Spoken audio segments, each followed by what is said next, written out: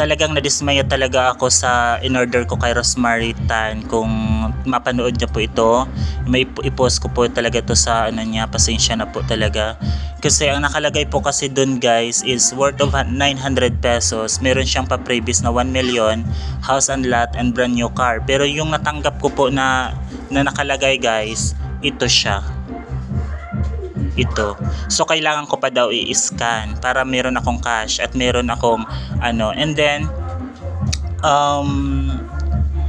oh my god, parang hindi ako makapaniwala gawa ng or kung baka doon sa warehouse tinanggal yung pera kasi doon po sa live video ni Rosmar may balot pa bago itong green o itong brown, may balot pa po ito na kulay pink, pero nang dumating sa akin guys, wala po siyang balot, wala pong balot, diretso na po siya dito sa kulay black.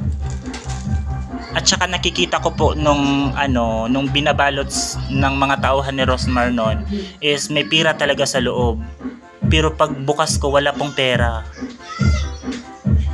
Gulat na gulat talaga ako. Oh my god, sabi ko, my gosh, yung pinaka malaking parcel po talaga.